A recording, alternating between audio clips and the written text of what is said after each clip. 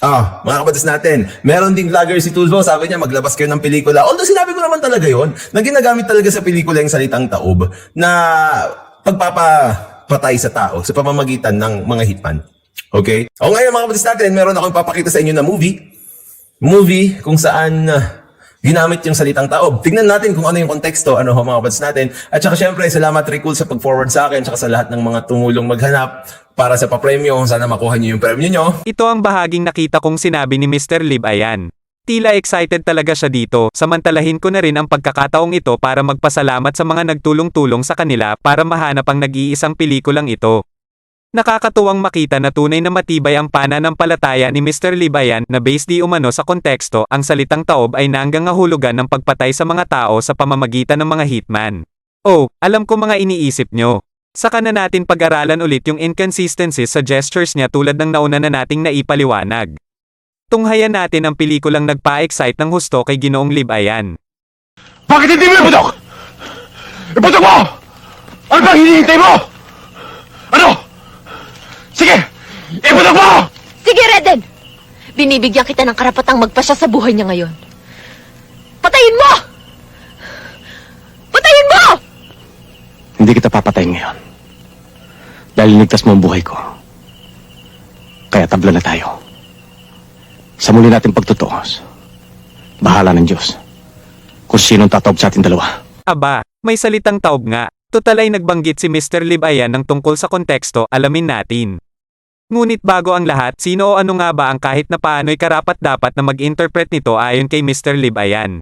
Alam naman natin si ChatGPT ay isang AI, no? Artificial Intelligence na chatbot. At ito mga kabatas natin ay of course matalino kasi nga mga kabatas natin yung sources niya ng information ay unlimited. Hala sige pagbigyan natin ng DM anong matalino na may unlimited resources ayon kay Ginoong Libayan. So, ano nga ba ang sibisabi ni ChatGPT tungkol dito? Samahan niyo ko tuklasin natin. Heto, ang ating itinanong. Does the line from the movie entitled Dudurugin Kita ng Bala Ko sa muli nating pagtutuos, bahala na ang Diyos kung sino ang tataob sa iting dalawa, means killing? Or somebody's gonna get killed? Does the word tataob in the said statement specifically means that somebody will be killed? And, was it a form of death threat or death wish? At ito ang isinagot ni ChatGPT sa atin.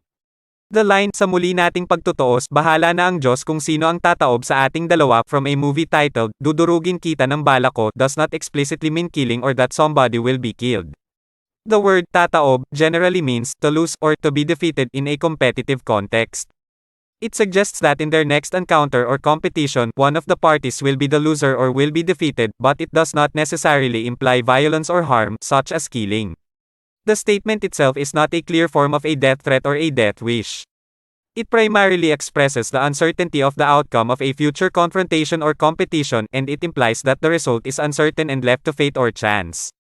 The specific context of the movie and the characters involved would provide a better understanding of the intended meaning within the storyline.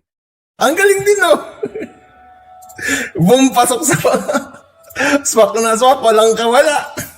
Suck my dick! Wow! Suck my dick!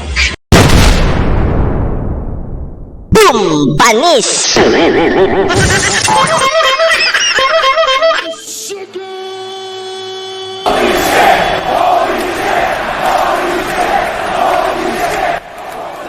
Kailangan ko pa bang magpaliwanag? Ganito na lang, i-post ko sa community ang Tagalog version paliwanag ni ChatGPT. Ayos ba yon? Syempre ayos yon. Pakiparating na lang ito kay Mr. Libayan, mga kababayan. Pakisuyuan niyang muli ang 10 ng kanyang mga bataan para sama-sama muli silang lahat maghanap ng makatutuhanang katibayan.